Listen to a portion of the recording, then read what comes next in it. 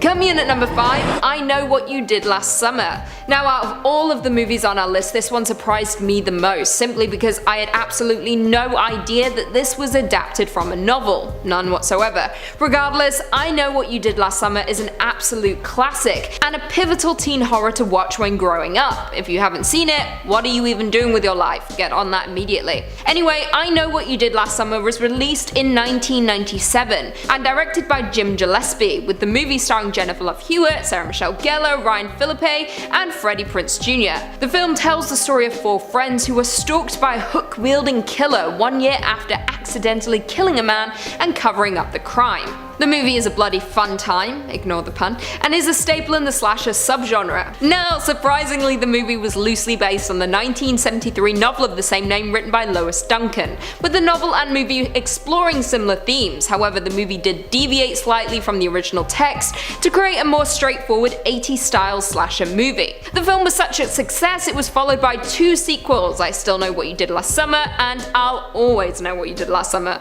The movies would also go on to be parodied and referenced throughout pop culture, not to mention, it is also credited as revitalizing the slasher genre alongside Scream. Coming in at number 4, Interview with the Vampire. Now, this one I did know was adapted from a novel prior to writing this video, however I only discovered this recently, so I'm including it on my list. Please don't yell at me. Released in 1994 and directed by Neil Jordan, Interview with the Vampire stars Tom Cruise, Brad Pitt, and a little baby Kirsten Dunst, with the movie focusing on Lestat and Louis, 2 vampires, with the movie chronicling their time together and their turning of a 10-year-old Claudia into a vampire. Now, the movie is based on Anne Rice's 1976 novel of the same name, a novel which I knew about but didn't put 2 and 2 together for some reason. I'm living in the clouds, I think. Now, the novel and movie follow many of the same themes and same narrative structure. With the book centering on Louis, he tells the story of his life to a reporter. More interesting still, though, is why Rice chose to write the novel in the first place. She composed it shortly after the death of her young daughter Michelle,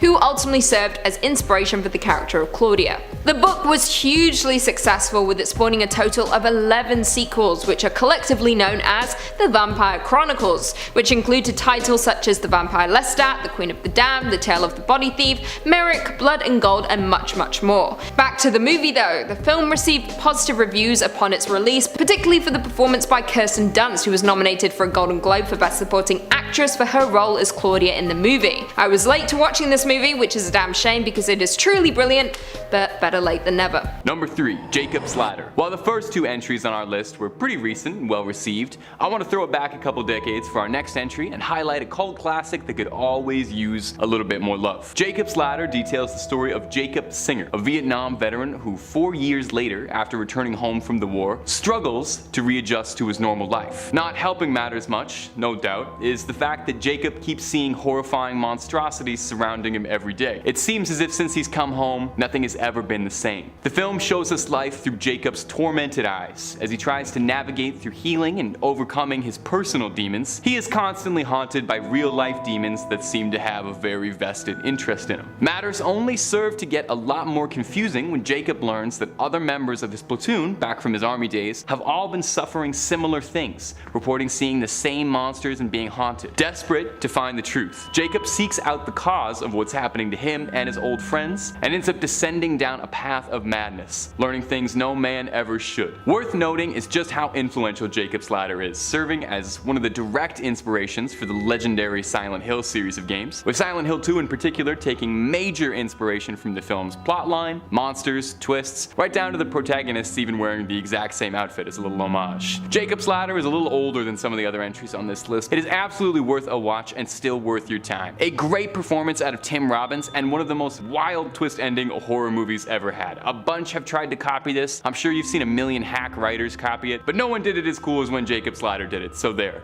And actually thinking about it, I shouldn't even mention a twist, so there was no twist. Everything in Jacob's Ladder happens very literally. Go into it knowing that, okay? Number 2, Sinister. Moving. It's always stressful, isn't it? It's a huge pain. Well, Sinister is a 2012 horror film about an everyday family moving houses and all the trials and tribulations that come with that, like having to update your postal code on your information, unpacking your stuff and figuring out where all your art books are gonna go, and finding out that you moved into a house where a series of grisly rituals happened, sacrificing the previous family who lived here, and it's all been filmed and kept in a box upstairs in the attic. You know, just regular stuff the kids go through all the time. A struggling true crime novelist is trying to chase his glory days and intentionally moves into a house he knows where ghastly deaths took place in order to get close to the story so he can better research it and write a bestseller. He discovers a box in the attic full of film of all of the crimes and becomes obsessed with uncovering and exposing what happened, mostly so he can make a quick buck and get himself back on top again and make the late night circuit. As his obsession grows, it starts to affect his family and children in concerning ways, as everyone in the family starts acting stranger,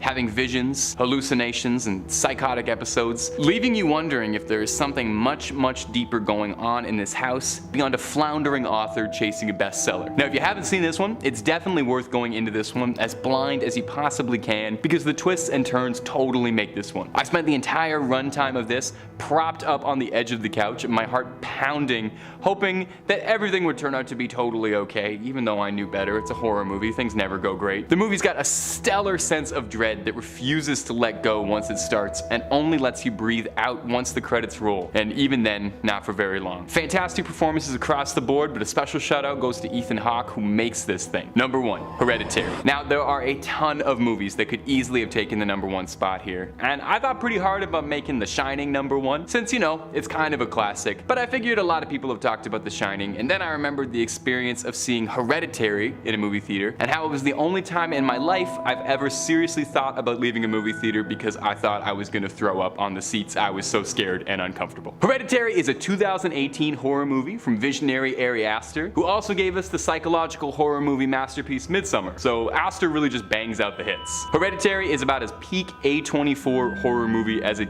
gets. One of those ones where the monster is really a metaphor for generational trauma and all that. After the grand matriarch of a Midwestern family passes away, her daughter and grandkids begin to uncover the cryptic and terrifying truth behind their ancestry, trying desperately to escape the sinister legacy they've inadvertently inherited. This movie is terrifying in the worst of ways. It's not just jump scares or tons of blood. No.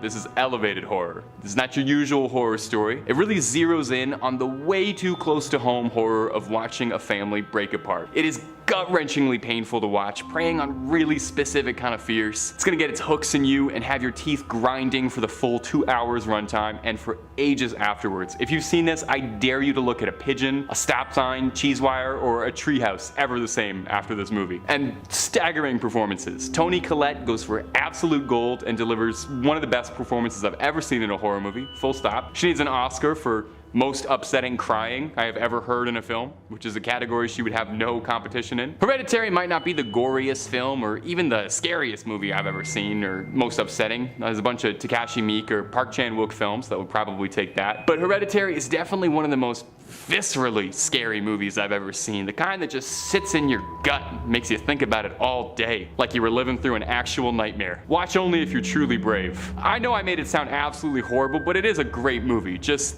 don't be surprised if you don't sleep that night. Coming in at 5, The Descent, 2005. We've discussed The Descent numerous times on this channel, but it is truly a worthy horror that I feel not enough people have watched. The Descent is a 2005 British horror movie written and directed by Neil Marshall. The film follows 6 women who, having entered a cave system, struggle to survive against the humanoid creatures inside. Upon its release, the film received critical acclaim, in the process being certified fresh on Rotten Tomatoes with an 85%. The general consensus reads, deft direction and strong performances from its all-female cast guide The Descent, a riveting claustrophobic horror film. Bloody Disgusting ranked the film 3rd in their list of the top 20 horror films of the decade, with the article saying one of the scariest films of this or any decade. Ultimately, The Descent is the purest kind of horror film, ruthless, unforgiving, showing no mercy. Now, what makes this movie so genius is the simple fact that the horror doesn't lie in the caves or within the creatures, but it lies within a friend's betrayal. Don't have an affair with your friend's husband, just don't do it. The film is absolutely terrifying, claustrophobic, and is a cleverly produced thrill ride from start to finish, and perhaps a bold statement, but in my opinion is one of the finest horror movies of all time. It relies on 2 things, bolstering and passionate performances of the female cast, also the genuine and relatable characters with impeccable writing. Honestly, if you ever considered going caving, this film may deter you from doing that or really doing any extreme sports for the rest of your life. I don't leave the house, so it works. Coming in at 4, Jennifer's Body, 2009. Now, Now, I imagine a lot of you will be surprised that Jennifer's Body is on my list, but this is genuinely a great horror movie and truly underrated in my opinion. Released in 2009 and written by Diablo Cody, Jennifer's Body stars Megan Fox as a demonically possessed high school girl who kills her male classmates, with her best friend played by Amanda Seyfried striving to stop her. The film had a lackluster performance upon its release, making just $2.8 million its opening day and $6.8 million its opening weekend, receiving mixed reviews in the process. Some of the criticism specifically centered on the horror comedy elements of the film, which, I quote, failed to be either funny or scary enough to satisfy. Since 2018, in the wake of the Me Too movement, the film had been appreciated as a feminist horror film and as a cult film. The Miami Herald's Renee Rodriguez likened the film's effective exploitation of the genre as a metaphor for adolescent angst, female sexuality, and the strange, sometimes corrosive bonds between girls who claim to be best friends, to Brian De Palma's 1976 film Carrie. The movie is wickedly smart, funny, and is the perfect carry-on from Juno, not to mention it is filled to the brim with pop culture references and a sassy feminist attitude. And while yes, it has its flaws, it builds tension superbly and is a labor of love from a movie geek. If you haven't yet checked it out, get on it immediately.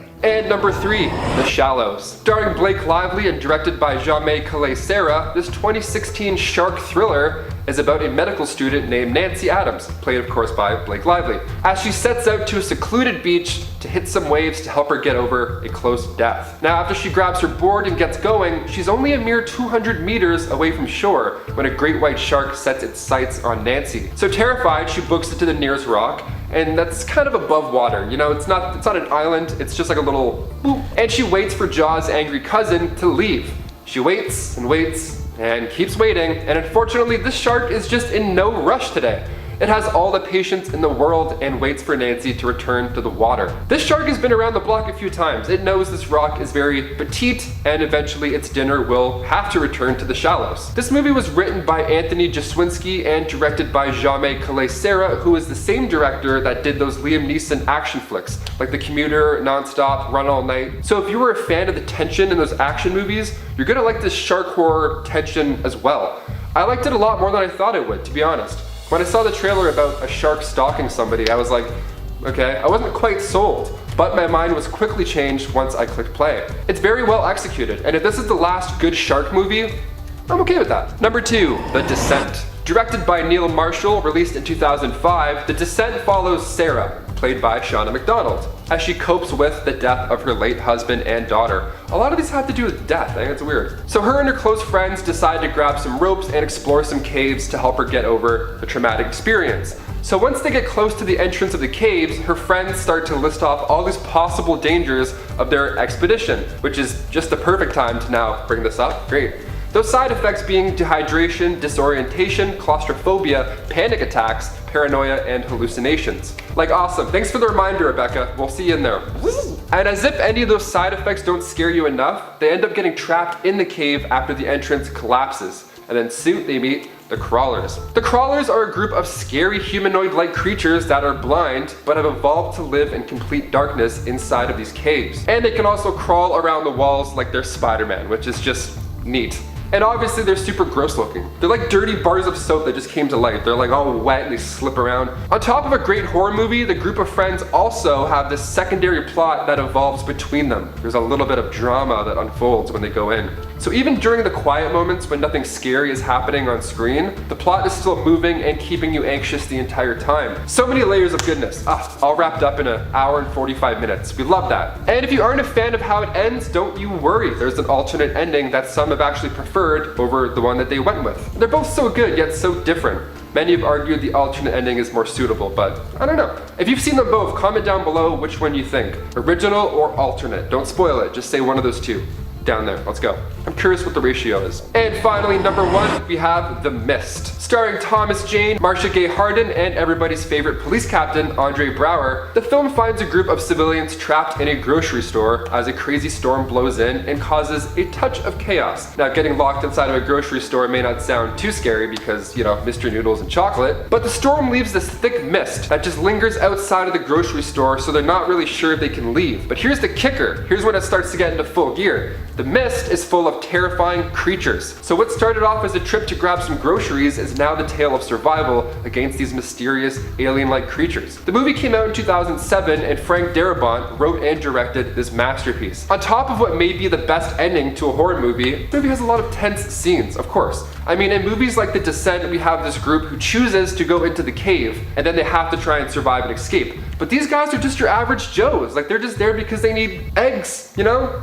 So it's pretty easy to relate to the characters and how they react to all this action that's happening. And it's not just one monster either. They're like these giant spiders, they're like a pterodactyl type creature. It's just a hot mess. Stephen King himself even said that he was genuinely frightened by this adaptation of his novella. So if that doesn't sell you, I don't know what will. Number 5 on this list is The Last Winter. The Last Winter is a horror movie that was released in 2008 and stars Ron Perlman, James LaGrosse, and Connie Britton. The movie is directed by Larry Fessenden and is centered around the brutal environmental elements that come with winter. The plot description is as follows. Sent to evaluate the environmental impact of oil drilling in the Arctic, James Hoffman clashes with the drilling crew's chief who wants to get the job done. Strange events begin to plague the crew and they are soon cut off from the outside world. Hoffman and the crew feel the force of Mother Nature's wrath and there's no visible escape. In all honesty, this is one of the few on the list that I haven't seen, but based off of the many reviews, it seems like the perfect winter horror film.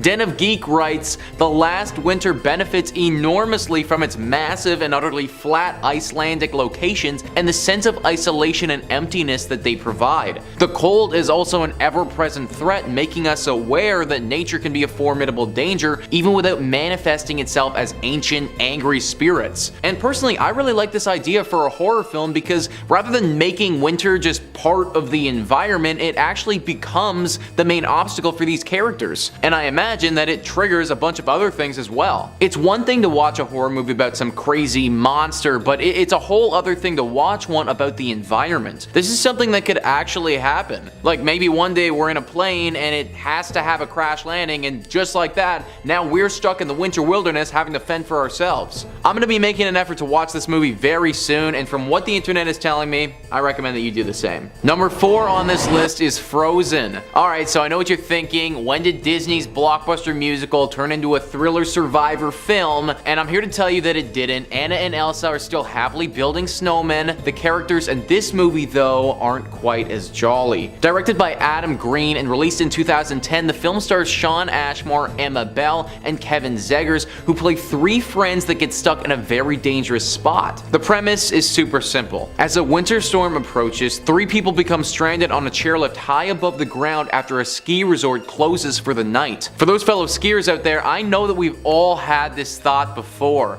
What if I get stranded on a chairlift? What the heck am I gonna do? This is the question that these 3 friends have to deal with the entire movie. What makes this thing more difficult for them is the fact that it's blistering cold out and sitting high in the air in a chairlift isn't really keeping them super warm. Also, the fact that on the ground there are some very hungry and very aggressive wolves waiting for a nice tasty meal. Ed Koch, who's a top critic on Rotten Tomatoes, writes, Frozen is a tour de force, not because of exceptional performances by the actors, but rather the outstanding directing by Adam Green, who also wrote the script. The script gave Green a limited area within which to work and he carried it off superbly. I will give you a fair warning, this movie is pretty gory, but I feel like that's to be expected from a winter horror movie involving a pack of hungry wolves. In at number 3 we have Arachnophobia. Arachnophobia, yes, I've discussed this movie a few times, and yes, this terrifies me more than anything, but it's also incredibly underrated and oftentimes forgotten. Maybe we all blocked it out. I certainly blocked it out because I hate spiders with a burning passion. Anyway, released in 1990 and directed by Frank Marshall, Arachnophobia stars Jeff Daniels and John Goodman, with the movie centering on a newly discovered prehistoric spider from Venezuela, which is transported to a small California town.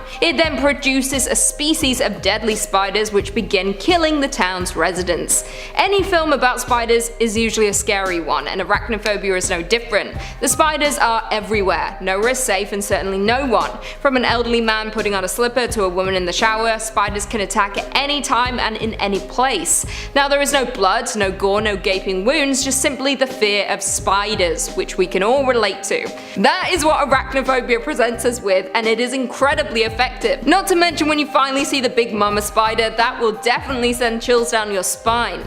The movie quite literally centers on one family trying to take down the growing infestation and defeat the mother spider. The entire movie is my worst nightmare, with spiders maneuvering around left, right and center, hiding under toilet seats and lingering in lampshades. I hate it, but that's what makes it so good. It's so damn effective and definitely deserves more respect. In it too, we have Stir of Echoes. Honestly, I often forget this movie even exists, but I get very excited when I remember it because this film truly terrified me growing up. Released in 1999 and directed by David Coop, Stir of Echoes is a supernatural horror movie based on the 1958 novel of the same name written by Richard Matheson. The movie follows Tom Witzke, played by Kevin Bacon, a phone operator who begins experiencing strange goings-on, as well as a series of frightening visions after he is hypnotized by his sister-in-law. Now, this movie's downfall is that it came out the same year as The Sixth Sense, so it was incredibly overlooked, disappointingly. We follow Tom, who begins to see visions of the same ghostly entity, Samantha, that his young son has supposedly been talking to. It's all very creepy, with editing that adds even more fear to this already terrifying ghost tale. Tom becomes obsessed with Samantha and finding out what exactly happened to her, with the locals in his Chicago neighborhood dubbing her a runaway teen. But something is more at play here. Tom, being hypnotized, opened up his mind to the world of the supernatural, and it tells us that we may never know what spirits may be lingering in our homes. The movie has an excellent twist, and one that I will not reveal. You're welcome, I usually spoil everything. But Tom unravels a deep web of lies and attempts to free Samantha's spirit and bring her peace. The movie is truly excellent, with creepy elements and many well executed jump scares, not to mention Kevin Bacon is always on top form. And finally, in at number 1 we have Funny Games. Unlike its title suggests, Funny Games is by no means a funny movie. It's actually incredibly disturbing and every person's worst nightmare. Released in 1997 and directed by Michael Haneke, Funny Games is an Austrian horror movie following two men who hold a family hostage and torture them with sadistic games in their own home. The movie is aimed at cinema goers who revel in violence and find entertainment and enjoyment in people being tortured on screen. There is an entire subgenre dedicated to this lewd fascination, torture porn, and personally, I'm a fan. Anyway, the film itself is incredibly meta, breaking the fourth wall countless times and involving the audience in the sadistic games taking place inside of the home. The two young men address the audience directly, even rewinding the film at certain points, suggesting that the viewers are involved in their cruel acts. We're participating. Because at the end of the day, we hold the power. We hold the remote, but we don't switch it off. We just watch and witness. The movie suggests throughout that we're supporting the actions of the young men, when we in fact have the power to end the torment simply by switching it off. It's an incredibly smart but also eye-opening movie, not to mention it's incredibly brutal, disturbing, and not one that you can easily return to. It's an excellent criticism that hits viewers hard, making us all feel like accomplices in this cruel game. The director also made an American version of the movie starring Tim Roth and Naomi Watts. It's a tad easier to swallow but just as disturbing in nature. Many people don't discuss these movies enough. They truly are fantastic, but definitely not fun. Not funny, not fun. Coming in at number 5, we've got The Cabinet of Dr. Caligari. Might as well kick it off with a classic, right? I had a tough time choosing between the two legendary impressionistic classics, but Caligari beat out Nosferatu by a hair.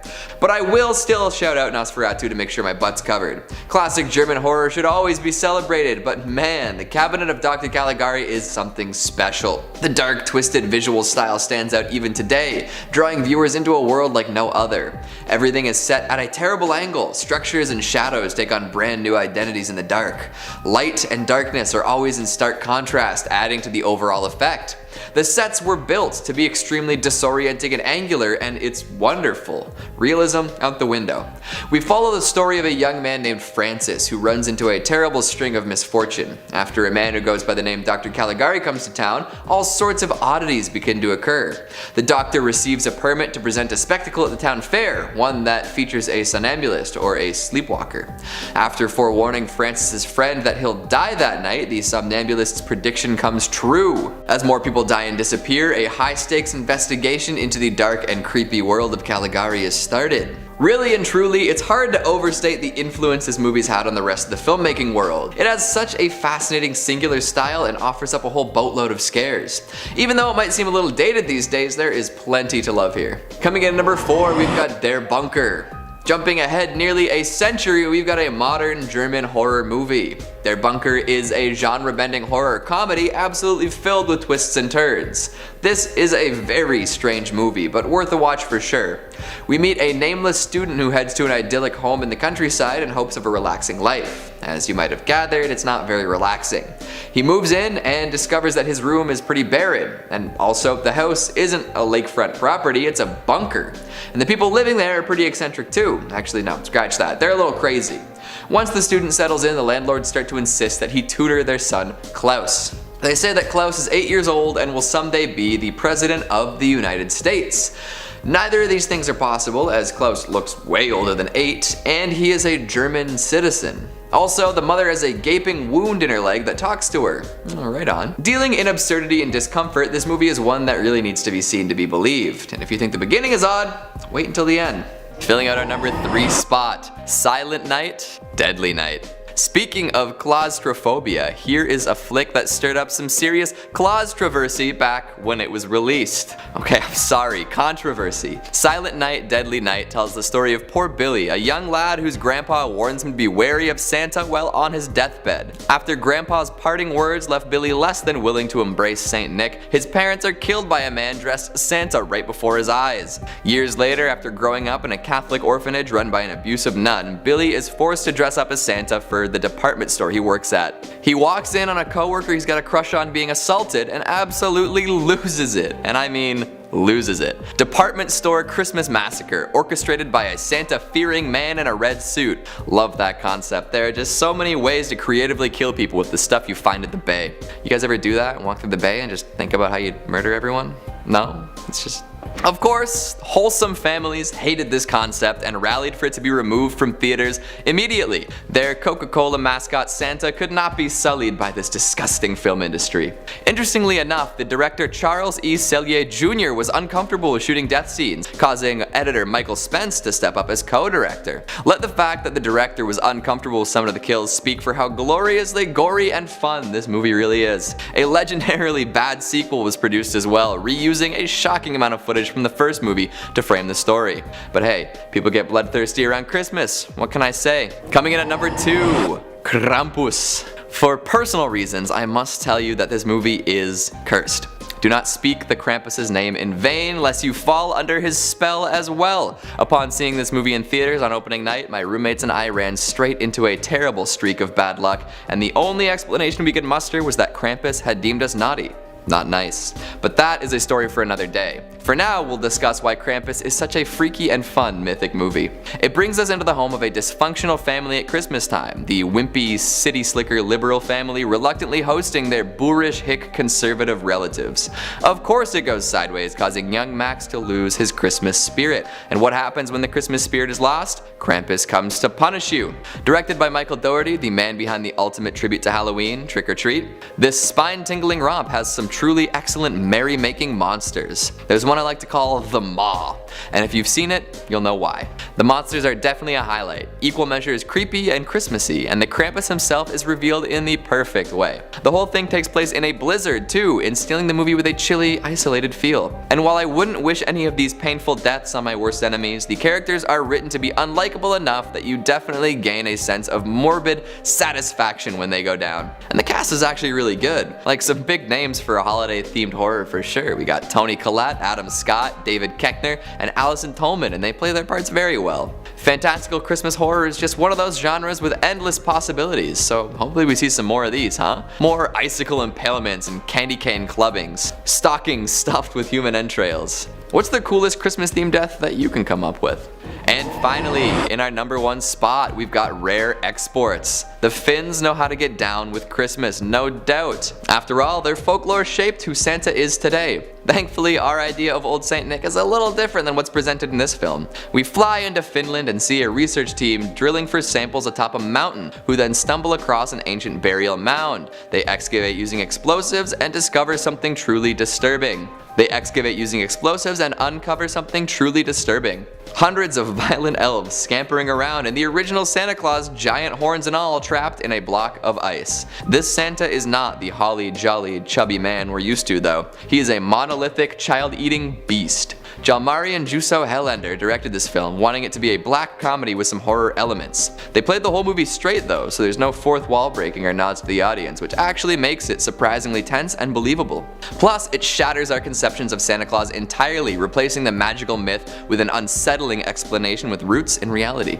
Ever wonder how Santa does it all? Rare Exports explains it pretty thoroughly. Be careful not to curse, drink, or act in any other way that would put you on the naughty list, because if you do, you are getting a visit from the big man or one of his many elves, and they're not just gonna take your presents. Coming in at number 5, we have The Killing of a Sacred Deer. Released in 2017 and directed by Yorgos Lanthimos, The Killing of a Sacred Deer stars Colin Farrell and Nicole Kidman and follows a cardiac surgeon, Colin Farrell, who secretly befriends a teenage boy with a connection to his past. He introduces the boy to his family, who then begin to fall mysteriously ill. Now, director Lanthimos is renowned for making incredibly uncomfortable and distressing movies, entering Killing of the Sacred Deer with Dogtooth and The Lobster under his belt. However, Killing of a Sacred Deer seems to be the most distressing. The relationship formed between Colin Farrell and the teenage boy is wildly uncomfortable and awkward, making you want to shield your eyes away from anything happening on screen. However, before we know it, awkwardness turns into horror, with the teenage boy Steven demanding a sacrifice. The movie digs deep under your skin and plays out in a deadpan and absurd way, just like the rest of his movies do. It descends so quickly into madness that you can't quite keep up, and things are soon the stuff of nightmares. It is almost impossible to describe the effect Killing of a Sacred Deer has on the psyche, but it lingers with no desire to leave. Coming in at number 4, we have Funny Games. Directed by Michael Haneke and released in 1997, Funny Games is a psychological Austrian horror movie that revolves around two young men who hold a family hostage and torture them with sadistic games in their vacation home. The movie puts you as the viewer through the ringer, along with the rest of the family. It feels like the director is calling us out for seeking such a disturbing movie, and in turn kidnapping us and taking us along for the ride. The film frequently blurs the lines between fiction and reality, and actively highlights the act of observation, making you, the viewer, feel like the villain. The movie wants to hold you, the viewer, responsible for your taste in violence, and in turn taking us captive along the way. The character Paul frequently breaks the fourth wall throughout, and even addresses the camera in certain scenes. On top of that, Paul frequently states his intentions to follow the standards of film plot development, and shows awareness of the audience's expectations, even asking us questions throughout. It's a movie that is as self-aware as they come. It feels like a reality show that you have the control over. After all, you have the remote, you can end this at any moment, but you don't, and the director knows that you won't. So the characters continue to call you out, while inflicting torture on the innocent family. The movie is truly pure genius, and if you haven't yet, I suggest you check it out immediately. Also, the same director did an American remake starring Naomi Watts. It's very good, just as good. Number 3, The Watchers. From the daughter of the incredibly talented M. Night Shyamalan comes the next generation of horror. Hopefully. I'm optimistic. The Watchers is an American supernatural horror film written and directed by Ishana Night Shyamalan, based on the novel of the same name by A.M. Shine. It stars Dakota Fanning, which if you don't know she's incredibly talented, and Georgina Campbell. Filming took place from July until September of this year, thanks to a strike interim agreement, and is scheduled to be theatrically released by Warner Brothers Pictures on June 7th of next year. Oh, you wanted the plot. Right.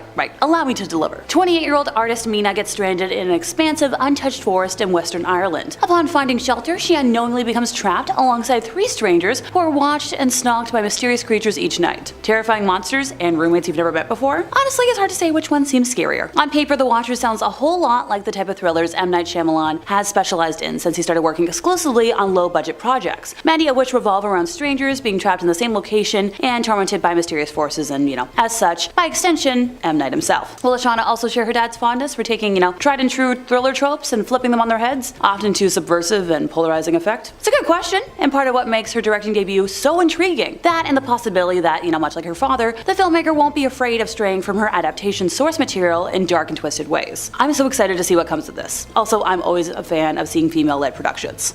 Let's go! Number 2, Baghead. So this flick is set to follow a man named Kevin who encounters a shape-shifting witch known as Baghead who can give him the answers he seeks. Alright. It is the feature-length directorial debut from Alberto Corredor, who previously directed a short film by the same name back in 2017. The film stars The Witcher's Freya Allen, along with Treadstone's Jeremy Irvine, with Saffron Burrows and Peter Mullen also among the cast list. It is expected to be released in February, making it possibly the first movie on today's list to be released next year. Do we know a lot about it right now? Sadly, not as much as as I wish, but I wasn't gonna let that limit me and keep the title off of today's list. I love when successful short film directors get the chance to really flesh out their concepts and bring them to the big screen, particularly when Hollywood took a chance on David Sandberg back in 2016 by allowing him to turn Lights Out into a full-length feature, which was also a smash hit. That film had its world premiere at the Los Angeles Film Festival on June 8th back in 2016 and was released in the US and Canada on July 22nd by Warner Brothers. The film received positive reviews from the critics, with many praising the direction, screenplay, acting, cinematography, and musical score. And if we're just gonna talk numbers, it grossed $148 million against a budget of $4.9 million. So if that's any indication of what could come from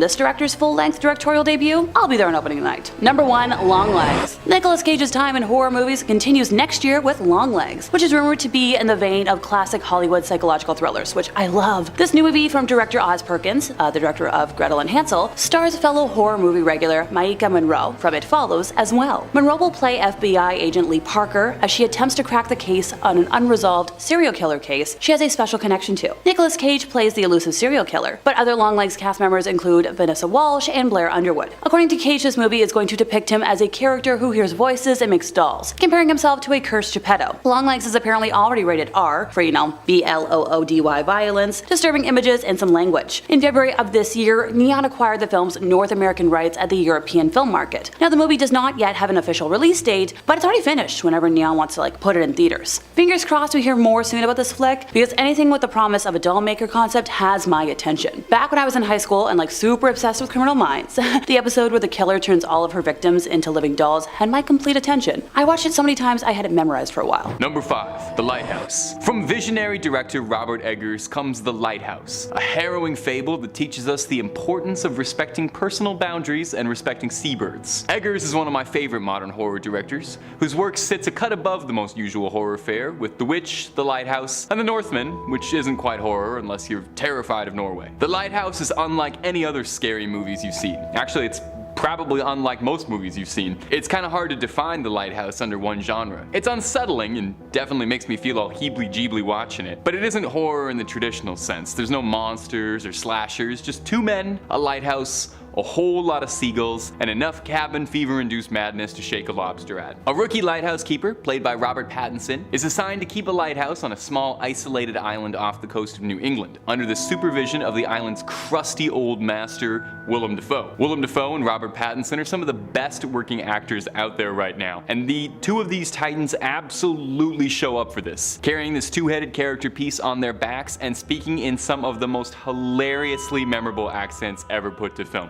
Seriously, Willem Dafoe's old nautical piratical accent in this thing needs to be taught in acting schools. I would do an impression, but I won't do it justice. The film is shot beautifully, the whole thing seeming like a mix between a bad dream and an avant-garde theater production, leaving you asking the entire time if anything you're seeing can be trusted, if any of it's even happening, or if the whole thing is all just one twisted nightmare between two very lonely, isolated men. Now, I can't say for sure if they went nuts because they weren't subscribed to Top 5 Scary, but I'm willing to bet that a little bit of entertainment from the best scary videos channel on the web might have helped some of that madness. So subscribe, maybe. Number 4, Annihilation. I've talked a bit about Annihilation before on this channel, and I will continue to do so until Annihilation gets the respect it deserves. That's my mission. I've never forgiven the movie-going populace for not seeing this one in theaters. Annihilation came to us from director and writer Alex Garland, who also gave us Ex Machina, a fantastic movie about having a crush on a robot. Annihilation is a cosmic horror story detailing the effects of after an asteroid crashes to Earth and a mysterious alien presence known as the Shimmer begins to manifest across a quarantine zone in a forest outside an army base. Everything the Shimmer touches starts to blend together. Biological life merging, double helixes swirling in a big cosmic gumbo. The film is hauntingly beautiful as it is terrifying. Our protagonist Lena, played by Natalie Portman, is a US Army veteran who lost her husband in an unrelated combat mission. One day he shows up on her doorstep, convulsing violently, leading Lena towards the Shimmer. Learning her husband was involved, she ventures forward with a group of fellow researchers and soldiers to uncover what lies at the heart of the Shimmer, what's causing it, and if it can be stopped. The film is a visual treat with its lush vistas and uniquely terrifying monster designs. I've talked about Annihilation Bear before, and I will take any opportunity to talk about Annihilation Bear. I love Annihilation Bear. Slap a photo of him back there for me. Annihilation is the perfect kind of horror movie, simultaneously exploring complex themes of depression,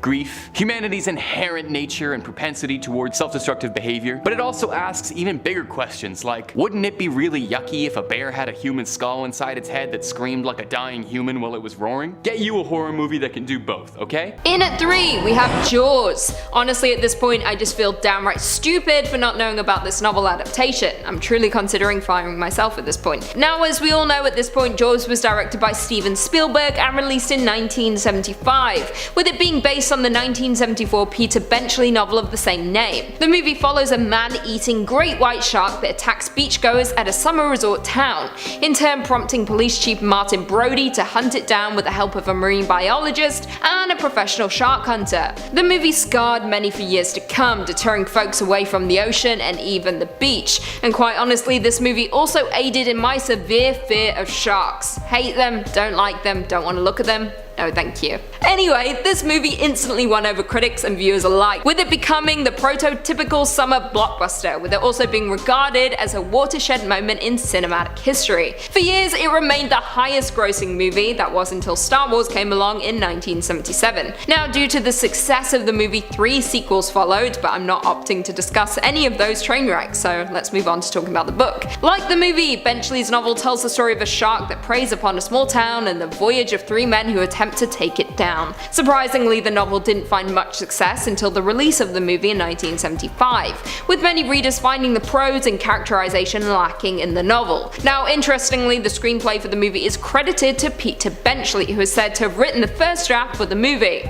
The more you know. In at number 2, American Psycho. Released in 2000 and directed by Mary Harron, American Psycho is a black comedy psychological horror movie based on Bret Easton Ellis's 1991 novel of the same name, which, like many of the numbers on our list, is news to me because I had no idea this was adapted from a book. The movie starred Christian Bale, Willem Dafoe, Jared Leto, Josh Lucas, Chloe Sevigny, Justin Theroux, and of course Reese Witherspoon. It's an absolutely stellar cast, that's for sure. Now, the movie and book follow Patrick Bateman, a wealthy investment banker who hides his psychopathic ego from his friends. However, later his illogical fancies escalates and he submits to an uncontrollable bloodlust. Since its release, the movie has developed quite the cult following, which it greatly deserves because this movie is truly incredible. However, like many of the numbers on our list, and like I mentioned prior, I had no idea that this movie was adapted from a novel, but now that I know, I'm going to order it on Amazon immediately. The novel was published by Ellis back in '91, and like the movie, follows Patrick Bateman, a serial killer banker in Manhattan. Now, Alison Kelly of The Observer stated, I quote, "While some countries deem it so potentially disturbing that it can only be sold shrink-wrapped, critics rave about it, and academics revel in its transgressive and postmodern qualities. Not only that, but both the novel and movie were such successes that a musical adaptation was developed, with it appearing on Broadway and the West End back in December of 2013, which is crazy. A serial killer musical. I'm sad I missed it. And finally, in at number 1, we have Silence of the Lambs. Now, how I didn't know this movie was based on a book is beyond me, and I feel slightly ashamed at this fact. Please don't cancel me right away. As we know, The Silence of the Lambs is a 1991 psychological horror movie directed by Jonathan Demme, which was adapted from the Thomas Harris novel of the same name, which was published back in 1988. Now, as we know, The Silence of the Lambs movie follows FBI trainee Clarice Starling, who was pulled out from her training to apprehend a serial killer known to the police as Buffalo Bill, who skins female victims. To aid in her research, Clarice is forced to seek the advice of the imprisoned Dr. Hannibal Lecter, played by Anthony Hopkins himself, a brilliant psychiatrist and cannibalistic killer.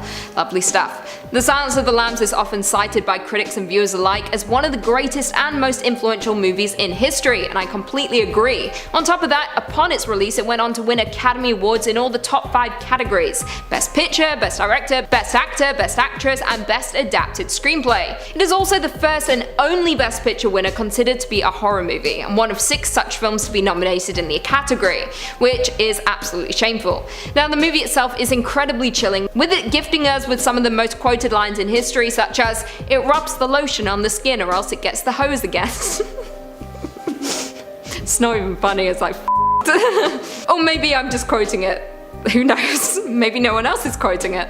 Anyway, the movie lingered with many for years to come and brought us the infamous Hannibal Lecter, who would go on to appear in subsequent movies as well as having his very own show with the character being portrayed by Mads Mikkelsen. Now, I may be living under a rock, which is highly possible because I had zero idea that The Silence of the Lambs was adapted from a novel, with the movie seemingly following the book structure and narrative. The book was, as you would expect, a huge success, with children's novelist Roald Dahl greatly enjoying it and describing it as, I quote, subtle, horrific and splendid, the best book I've read in a long time. However, on the other hand, critics and transgender activists decreed the novel as transphobic and homophobic due to the portrayal of Buffalo Bill. Due to this, there were protests upon the release of the movie. Kicking off the list at number 5, Buried. Starring Ryan Reynolds as the lead and only actor in the movie really, and directed by Rodrigo Cortés, the 2010 box film Buried left us breathless. After waking up in a pitch black wooden coffin buried underground somewhere during a job in Iraq,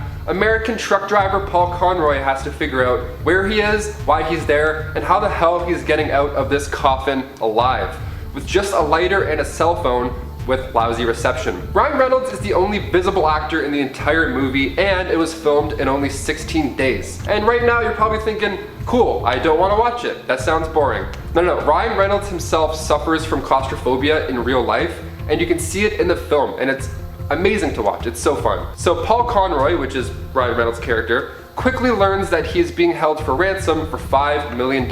Now, I've said enough, that's it. I'm not going to give you any more details about the plot because I truly believe this is one of the best hidden gems out there. As you watch Ryan Reynolds run out of oxygen in the movie, you yourself start to feel the same. It gives you so much anxiety. That's what makes Buried so great. Ryan Reynolds reacts how an average Joe would. He gets scared, he gets upset, he has these panic attacks. Like, he doesn't play the tough guy too much. This movie finds the fine line between, oh, that's what I would have done, and ooh, no way I could ever do that. It's great. If you haven't seen Buried, I'm sure you'll find something in there that you like. Plus, the ending is awesome, sparks a lot of conversation in a good way, so check it out. And before we move on to number 4, if you haven't done so already, please make sure to throw us a thumbs up after this video, because it helps us out here at the studio quite a bit. Bless your souls. Alright, now back to the spooky list. Number 4, I Am Legend. Released in 2007, written by Mark Protasevich and directed by Frank Lawrence, Will Smith stars in this dark apocalypse survival movie based off the 1954 Richard Matheson novel. It is set in an abandoned New York City. We see grass growing through middle of intersections, buildings are falling apart, everything's a mess, and then in comes this sick red Mustang. Lo and behold, we meet Will Smith's character, Robert Neville. Robert is a scientist and he's the only living human left in New York, and his hands are quite full. So while fighting off infected humans, who at this point are like these undead vampire-like scary creatures, this guy also has to try and come up with a cure to save humans using his own blood. He just happens to be the only person immune to this virus, hence why he's the lone survivor. But these creatures don't just mosey around and moan and attack whatever just happens to be in their way. No, these things are smart, they're hunters. They're super fast and they're very, very strong. So dying is still a very real possibility, even in a world where you're the only one left. The virus itself was man-made. It actually started out as the cure to cancer, which sounds just lovely. I, like many others, enjoyed this movie a lot. Will Smith is so good in this. He plays a guy who is in the middle of losing his mind, basically.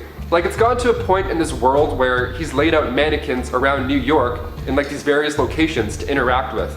Because he's been trying to save humans for like 3 years now in this movie. 3 years alone? Guys, I was losing my mind 3 minutes into lockdown. This movie often cuts back to when the outbreak first started, which is neat, because you see Robert with his wife and his daughter, and it's interesting to see how the world got to this point, while at the same time trying to see Robert try and get out of it, you know? And if you haven't seen I Am Legend, just, remove the rock from which you live under, grab your family dog, get a blanket, get nice and cozy, and have a nice movie night. You'll love it. Coming in at 3, Pontypool 2008. Pontypool is a 2008 Canadian horror film directed by Bruce McDonald and written by Tony Burgess, based on his novel Pontypool Changes Everything. The plot centers on disc jockey Grant Mazzy, who reports to his basement radio station in the Canadian town of Pontypool that he thinks it's just another day at work. He is wrong though, because when he hears reports of a virus that turns people into zombies, Mazzy barricades himself in the radio booth and tries to figure out a way to warn his listeners about the virus and its unlikely mode of transmission. the English language. At Rue Morgue's 2008 Festival of Fear Expo, director Bruce McDonald stressed that the victims of the virus detailed in the movie were not zombies, and called them conversationalists. I quote, "There are 3 stages to this virus. The first stage is you might begin to repeat a word, something gets stuck, and usually it's words that are terms of endearment like sweetheart or honey. The second stage is your language becomes scrambled and you can't express yourself properly. The third stage, you become so distraught at your condition that the only way out of the situation you feel as an infected person is to try and chew your way through the mouth of another person." It's the way I feel every day. Pontypool received generally positive reviews from those who saw it, which aren't enough in my opinion. Currently holds an 84% on Rotten Tomatoes, with the general consensus reading, "Witty and restrained but still taut and funny, this Pontypool is a different breed of low-budget zombie film." And I couldn't agree more. Pontypool is a standout in Canadian cinema and remains one of the best horror movies I have ever seen. It's definitely worth a watch. In at 2, Funny Games, 1997. Funny Games is a 1997 Austrian psychological horror film written and directed by Michael Haneke. The plot involves 2 young men who hold a family hostage and torture them with sadistic games in their vacation home. This is horrifying in the sense that it frequently blurs the lines between fiction and reality, especially highlighting the act of observation, with the 2 men watching the family and us audience members feeling like useless observers made to watch the horrors unfold. One of the men, Paul, also breaks the 4th wall throughout the film and addresses the camera in various ways. For example, when he asks the family to bet on their survival, he turns to the camera and asks the audience whether they will bet as well, in turn making us feel like accomplices, almost as though we are committing the acts ourselves. More interesting still, director Michael Haneke stated that the entire movie was not intended to be a horror film. He says he wanted to make a message about violence in the media by making an incredibly violent but otherwise pointless movie. Austrian critics argued that the intention of the film was to undermine the Heimat genre and its values, Heimat meaning home, hometown, or homeland. In an interview with film director and critic Jacques Rivette, he made his displeasure clear, calling it a disgrace, vile, and complete piece of shit. It was glorified violence, but there is a message at the end of the day. Variety's David Rooney wrote, "The film is shocking and upsetting, but never truly gets under the skin the way this kind of material often can. Whatever reservations are prompted by Haneke's approach, his direction is controlled and edgy. If you have yet to see this masterpiece, I suggest you check it out immediately. Then after you do that, watch the American remake, also directed by Haneke and filmed in the same location. Both are worthy of your time." And finally, coming in at number 1, Freaks, 1932. Freaks was a 1932 pre-code horror movie produced and directed by Todd Browning. Pre-code Hollywood refers to the brief era in American film industry between the widespread adoption of sound in pictures in 1929 and the enforcement of the Motion Picture Production Code's censorship guidelines, popularly known as the Hays Code, in the mid-1934. The film itself follows a trapeze artist who joins a group of carnival sideshow performers with a plan to seduce and murder a dwarf in the troupe to gain his inheritance, but her plot proves to have dangerous consequences. Freaks was met with a harsh response from test audiences who found the film too grotesque to stomach. In response to this, the 90-minute feature was cut down, and additional alternate footage was incorporated to help increase the running time. However, despite the cuts made to the movie, Freaks still garnered notice due to the fact that its eponymous characters were portrayed by people who worked as sideshow performers and had real disabilities. Due to its controversial content, the film was banned in the United Kingdom for over 30 years, and was labeled as brutal and grotesque in Canada. In the year of its release, MGM responded to accusations that the film exploited its subjects by stating, I quote, "What about the Siamese twins? Have they no right to love? The pinheads, the half-man, half-woman, the dwarfs, they have the same passions, joys, sorrows, laughter as normal human beings. Is such a subject untouchable?" John Mosher of The New Yorker put it perfectly when he stated, "It is a little gem that stands in a class by itself and probably won't be forgotten in a hurry by those who see it." And that is incredibly true. Freaks is one of the most disturbing movies I have ever seen and had the pleasure of watching, and is a must-watch for all movie lovers, because when you see those final 15 minutes, you will never get that image out of your head. Also, if you haven't seen the film, you'll know about it because of American Horror Story Freak Show. Coming in at number 5, we have Lost Highway. Lost Highway is a movie that makes you question everything, particularly what the hell is even going on, and you can thank David Lynch for that. Released in 1997 and directed by Lynch, the movie follows a musician played by Bill Pullman, who begins receiving mysterious VHS tapes of himself and his wife, played by Patricia Arquette, in their home, and who was suddenly convicted of murder, after which time he seemingly disappears and is replaced by a young mechanic leading a different life. Yeah, even the plot to the movie is incredibly confusing. There's a character, he disappears, another character replaces him. Makes no sense. Once this switcheroo happens, everything descends further into madness, with the replacement character encountering a terrifying devilish creature in white makeup and enters a nightmarish reality where nothing quite makes sense. There are many theories as to what is going on, whether it be that David Lynch is tapping into his own nightmarish reality that he uses when writing his weird experimental horrors. For those familiar with David Lynch's work, you will know that nothing ever makes sense, from Twin Peaks to Eraserhead to Inland Empire. He is incredibly experimental and revels in making viewers feel uncomfortable and distressed. As I'm distressed right now, I'm overheating because I didn't get the PS5 and now I'm hot and bothered and angry. I want to go home.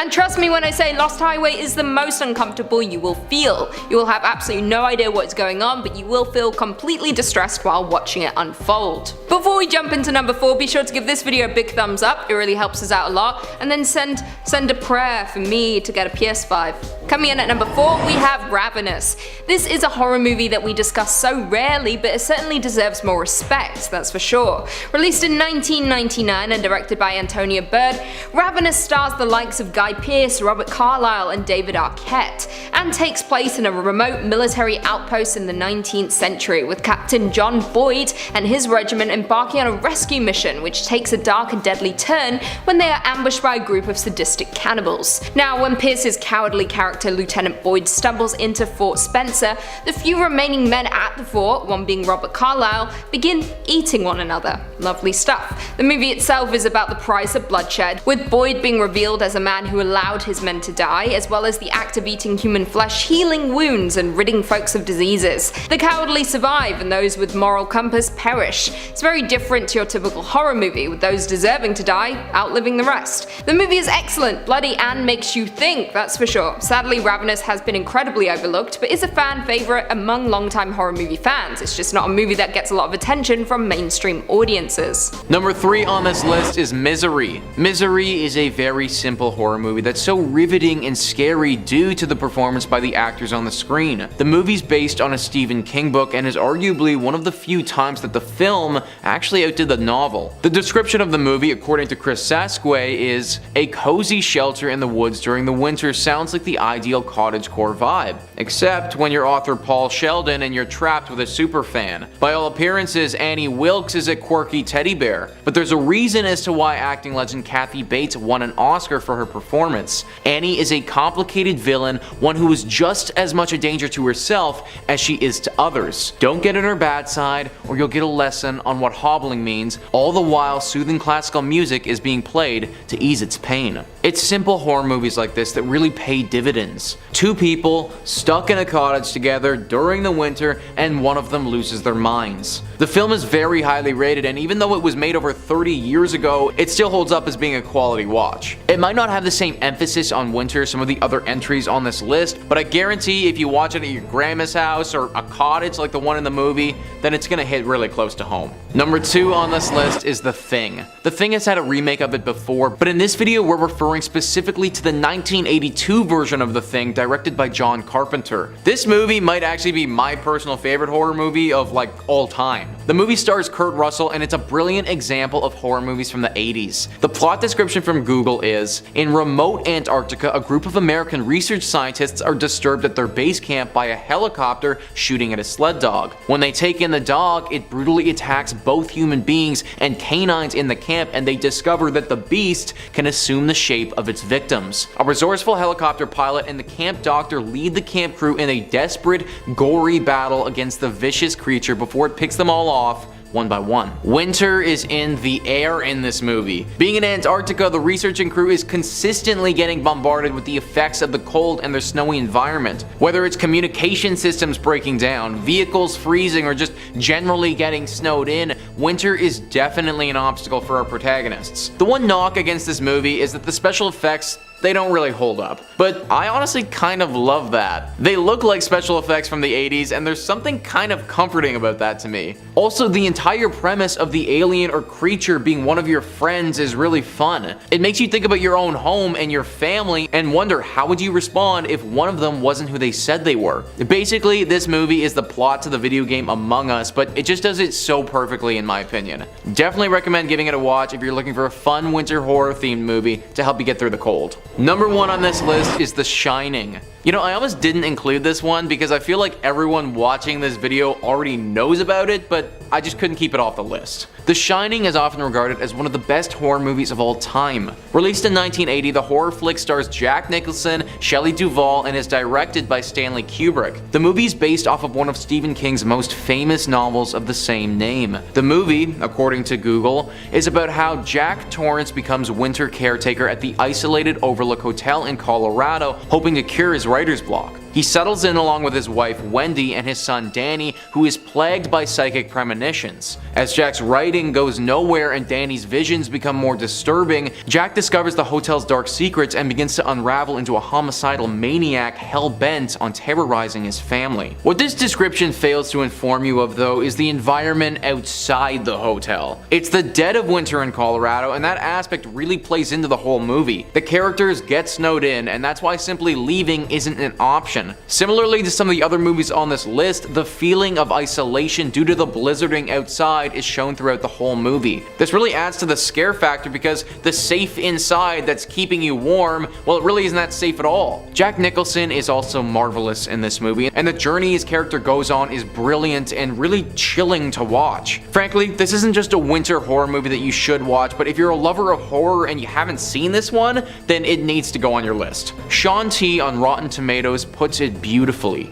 Chilling, haunting, and unforgettable. The Shining is a horror masterpiece that radiates some of the finest filmmaking of all time. Starting us off at number 5, Black Christmas, 1974. Ignore the remakes, this is the OG classic. Full disclosure, I haven't seen the new Blumhouse one that came out on Friday the 13th, but I do plan on seeing it over the holidays. But back to discussing the retro gem that is Bob Clark's rendition of Black Christmas. Interestingly enough, Clark went on to make A Christmas Story, which is disturbing in its own odd way. This is what some consider to be the original slasher flick. Yes, Psycho came before it, and yes, Texas Chainsaw came out earlier than that. I watched Joe Bob Briggs too. But for the sake of conversation and Canadian heritage, I like to think of this as the prototypical slasher. And it's got one of the scariest endings too. Don't worry though, I won't spoil it too much, even if it did debut almost 50 years ago.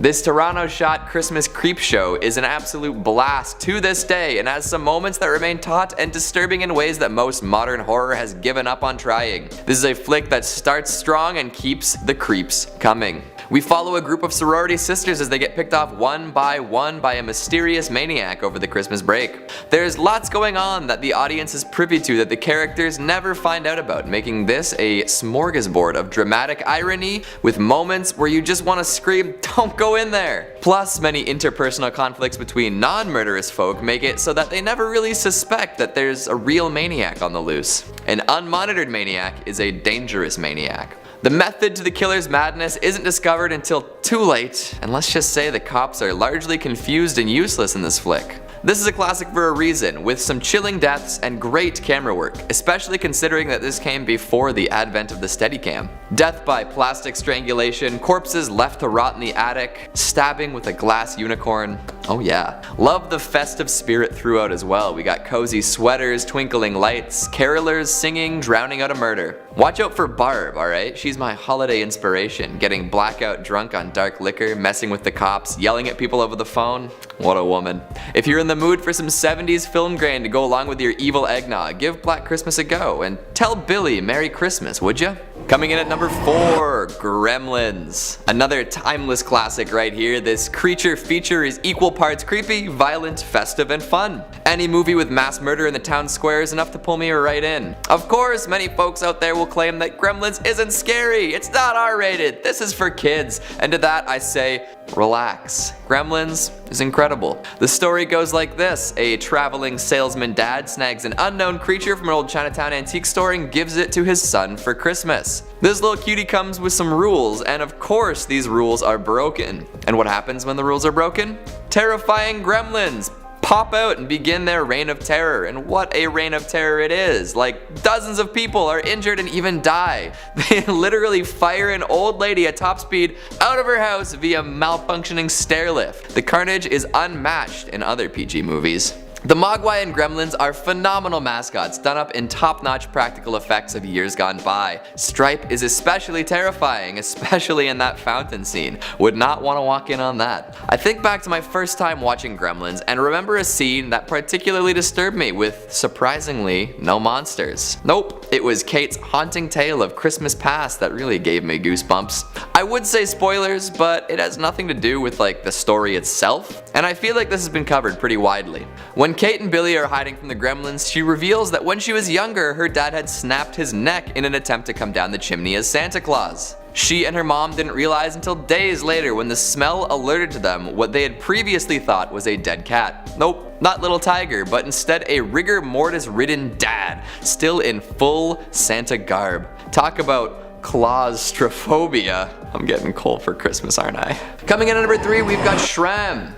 Ever wanted to peer into the mind of a deranged serial killer? Well, there are plenty of movies that will let you do just that. Henry, Portrait of a Serial Killer, and The House That Jack Built are good places to start, but if you'd rather watch a German descent into madness, then Schramm is your go-to. We open with a man lying in a pool of blood and paint, and we can assume that he's dead or dying. Then, in classic cinematic style, we get a record scratch moment. You know, we're probably wondering how he got there. From there, it's down the rabbit hole into the world of Lothar Schramm, Madman Supreme. This movie is directed by Jörg Budgeriet, who is also responsible for the necromantic movies. You know, the cult exploitation films involving necrophilia. So that should tell you quite a bit about what you're getting into here. Although Schramm is much more grounded than a lot of his other work. Not to say it's high art and an easy watch, it's just a little more real feeling. Once we get into the meat and potatoes here, we learn that the main character has some issues with women, and he's not afraid to work through these issues in many bloody ways. Nor is he afraid to branch out and kill some people outside of the feminine persuasion. There's lots of brutal murder in this movie. It's definitely an exploitation flick, not meant for the weak of heart. But if you've sat through myriad other exploitation movies, this is one that's worth a look for sure. Oh, so there's some stuff that happens in this movie that is ridiculous. People with eyes and genitals, you might want to take a sedative before hitting play. Coming in at number 2, Anatomy. If you've ever been worried by a doctor, you might want to skip this one entirely. Some mental wounds can never heal. It's the story of an anti-Hippocratic medical cult that operates in the shadows of a prestigious school. They're up against the Hippocratic Oath. You know, the thing that upholds ethical standards, do no harm. Well, the folks lurking in the dark at the University of Heidelberg don't think it's totally necessary, especially when being ethical doesn't really get them what they want. The Anti-Hippocratic Society has decided to perform living experiments on people they believe are worthless or undesirable.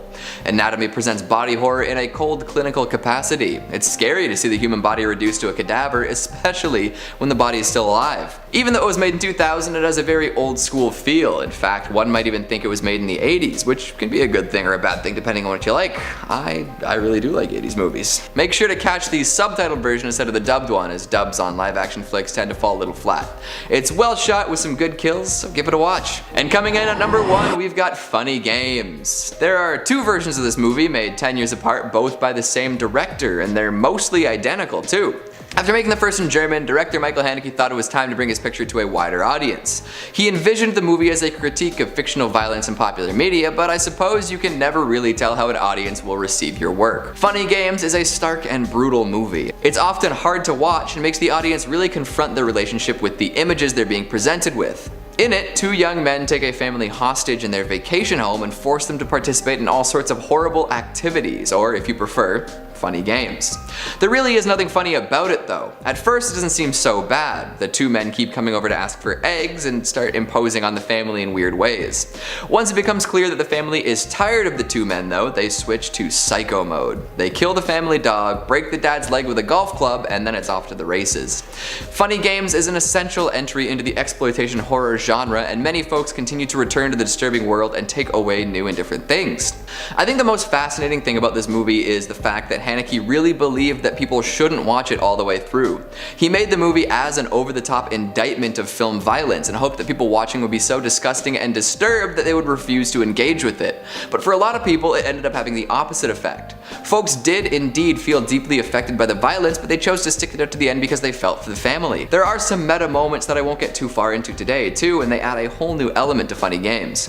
If you're gonna check out one German horror movie, make it this one. Or Caligari, because that's a classic. Coming in at number 3, we need to talk about Kevin. Directed by Lynn Ramsey and released in 2011, We Need to Talk About Kevin is a psychological thriller horror starring Tilda Swinton, a travel writer / publisher who gives up her freedom and bohemian lifestyle to have a child with her husband. However, pregnancy doesn't seem to agree with her, but what's worse is when she does give birth, it is to a baby boy named Kevin who she just can't seem to bond with. Worse still, when Kevin grows up, he becomes a sociopathic teenager who commits a horrific act. Now, the movie is absolutely haunting and earth-shattering, and it takes on one of the most disturbing and upsetting issues in contemporary America: school shootings. Jumping through time and memory, We Need to Talk About Kevin showcases the relationship between Eva and Kevin and her unraveling psyche, which begins to turn on itself. From start to finish, the movie is an onslaught of mental torment as we watch on as Kevin grows into a teenager and the hideous deeds he commits. The film is incredibly tough to swallow, and throughout, watching feels like you might be drowning along with the characters. It's a haunting piece of work that you can't quite enjoy, but you can commend for being so visceral and impactful. You never get the answers you seek while watching the movie. Instead, it seems to be actively denying you any kind of resolution, and when the credits roll, you feel completely drained of emotion and tormented by what you just saw. Proceed with caution. I honestly don't think I could watch it again. Once was enough. In at number 2, we have Session 9. I've discussed this movie countless times on this channel now, but I will keep pushing it until the day I die, because this horror movie is pure excellence. Trust. Directed by Brad Anderson and released in 2001, Session 9 is a psychological horror that follows an asbestos abatement crew who begin to experience growing tensions while working in an abandoned mental asylum. This is paralleled by the gradual revelation of a former patient's disturbed past through recorded audio tapes of her regression sessions. Now, Session 9 is an incredibly effective slow burn of a horror movie that seeps under your skin and won't necessarily leave after the credits roll. Now, each one of the crew members have their own dark secrets that begin to unravel the deeper into the asylum they go. When one of the team members begins to listen to the haunting tapes of a patient who suffered from severe multiple personality disorder, things begin to descend into madness and become increasingly chilling. The asylum is dingy in the movie lo-fi, making everything appear gritty and uncomfortable. The movie is moody and incredibly atmospheric, and instead of focusing on jump scares, focuses on the horrors of the mind. If you have yet to check out Session 9, you certainly should. From start to finish, you are sucked in and isolated inside the asylum with the crew. And not to mention, it has one hell of an ending that makes you question how you didn't see it coming in the first place. And finally, coming in at number 1, we have Jacob's Ladder. Released in 1990 and directed by Adrian Lin, Jacob's Ladder is a horror film starring Tim Robbins that tells the story of protagonist Jacob, a soldier during the Vietnam War whose experiences prior to and during combat result in strange, fragmentary visions and bizarre hallucinations that continue to haunt him. As his ordeal worsens, Jacob desperately attempts to figure out the truth. Now, this movie is a combination of many things. It is one part war movie, one part political thriller, and another part emotional torment. Throughout the movie, Jacob is trapped in a reoccurring nightmare from the war, as well as struggling with the grief over the death of his young son. He begins to lose his grasp on reality while battling an ongoing suspicion that he may already be in hell. From the director of Fatal Attraction, Jacob's Ladder, from start to finish, has an intense grip on us and our psyche, with us not quite knowing what is real and what isn't. From people with no faces and subways with no exits, what exactly is happening, or is it all merely existing in Jacob's mind? Throughout the movie, he attempts to unravel his traumatic past while also suffering from severe case of disassociation. From start to finish, the movie is a nerve-wracking roller coaster ride, only you're constantly falling with no end in sight. All Jacob wants is peace, and all we want is to know what the heck is going on. Some interesting information for all you horror lovers out there: it was actually Jacob's Ladder that inspired the horror franchise Silent Hill, including the video games and film adaptation. Number 5, Terrifier 3. Well, with a name like Terrifier, I obviously had to kick off today's list with this one. I will fully admit, I don't really love like slasher and gory films outside of Repo the Genetic Opera, but what I have seen of Art the Clown, from a friend of mine who cosplays him very well, I enjoy the character. Speaking of, the chaotic clown man, for those who might not be aware, director Damien Leone first brought Art the Clown to life in 2008's The Ninth Circle, before giving him the spotlight in 2011's Terrifier. Yep, the first one, a short film following a young woman who witnesses one of the villain's killings. After appearing in All Hallows Eve,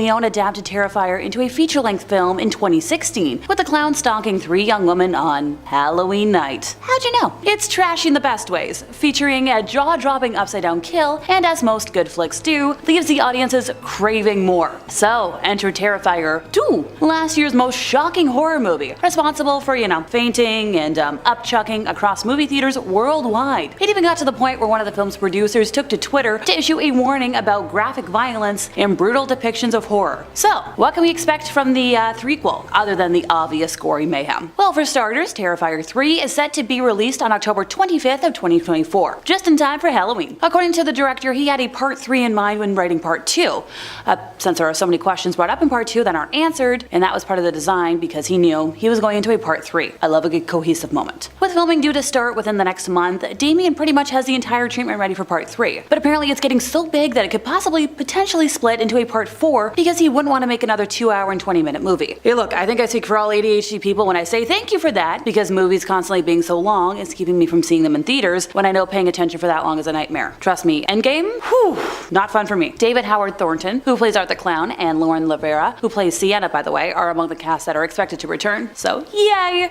We can also expect to see the return of Emily McLean as the little pale girl who debuted in the sequel and stole every scene she was in. As for Victoria, she wasn't in the best state in Terrifier 2's post-credit scene, so maybe she'll also return. Also, according to Wikipedia, it's a Christmas-themed slasher this time around, so that should be interesting to watch in bits and pieces. Speaking to Deadline, Priscilla Smith of The Coven said of the threequel, there will be a much bigger budget this time around, which is intended to give the filmmakers more creative freedom and let them be as wild as they can be. And all jokes aside, we are going for that Oscar. I support it. The flick, once again, is expected to arrive in theaters just in time for Halloween, and some of the first looks at the film were also shared by the director on his Instagram, giving a behind-the-scenes glimpse of Art the Clown in a redness-soaked Santa Claus variation of his sinister clown costume. Merry Christmas, everybody! 'Tis the season. Number 4, Imaginary. So Imaginary is an upcoming American supernatural horror film directed by Jeff Wadlow and co-written with Greg Erb, Jason Ormland, and Bryce McGuire. The film stars DeWanda Wise and Betty Buckley and is produced by Wadlow and Jason Blum through his Blumhouse Productions banner, which if you don't know Blumhouse Productions,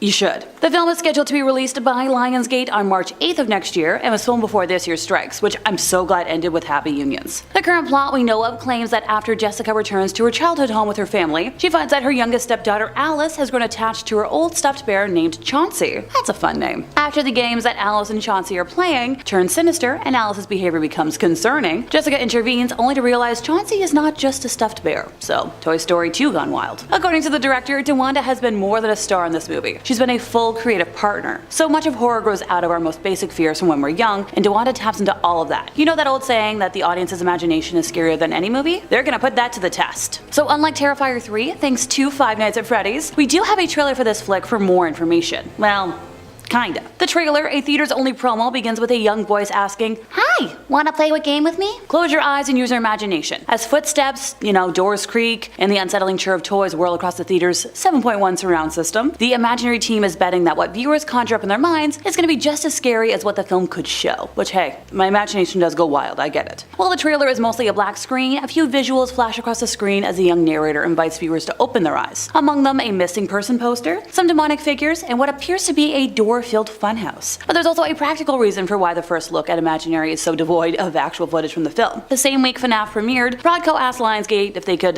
whip up a preview spot for Imaginary. The Lionsgate team pitched the idea of an audio-centric teaser, and within 24 hours, it was a reality. According to them, the distribution team moved heaven and earth to put the trailer on screens in the same week. This was all according to Carrie Moore, Lionsgate's co-president of worldwide theatrical marketing. She added that, sometimes constraint becomes the mother of invention. And hey, that's just having ADHD in a nutshell, folks. Time wasn't the only restriction though. According to Moore, Lionsgate had already been cooking up a trailer, with visual effects due to be delivered on November 1st. But with FNAF opening a few days before, the team behind Imaginary thought, what can we do with what we've got, knowing what we can deliver? How do we create an experience for audiences that introduce the concept of that playful imaginary friend, but also brings in the idea of, this is real, And this is scary. Sadly for the folks at home, the first glimpse of Imaginary is limited to those who go to the movie theater. So I guess I really, gotta find time to go see FNAF again soon. According to Moore, they never really considered putting it online. It was always an in-theater piece, but they'll come back with an online piece that is more structured and designed to reach an audience wherever they're consuming content, whether it's on their phone or on their laptop or in a theater. You want to create opportunities to reward theatricality and moviegoers, and to surprise and delight. And this was a nice chance to do that. Apparently a fuller look at Imaginary will be released soon, as Moore hints that a more traditional trailer setting the stakes of the film will arrive in the next month or so. So, yay! A Christmas present. I'll be waiting on the edge of my seat.